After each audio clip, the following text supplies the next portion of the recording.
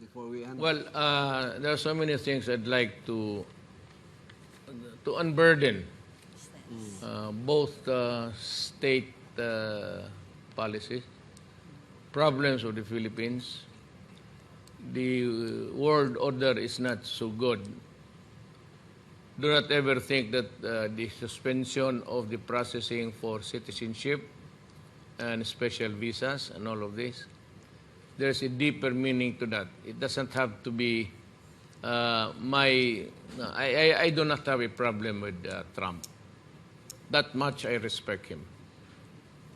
Kay Obama, wala akong respeto. Tarantado yun. So, but we are ready to cooperate.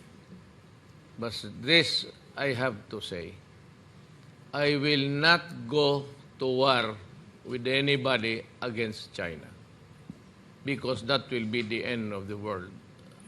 It will really kill mankind. Or at least it will dry up this region. Kung pumutok yung parang Nagasaki, Hiroshima. Kaya kaibigan ko lahat. But yung sa Amerika naman, dahil kay Obama, I'd like to remind the Americans again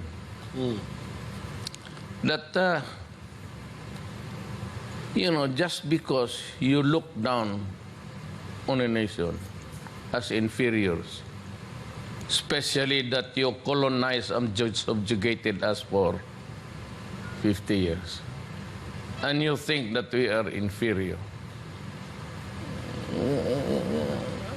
you castigate a president of a country. I was the one in a press conference. Obama said that, Mr. Duterte, you'll get in trouble with this ICC and we will prosecute you for... Ito namang media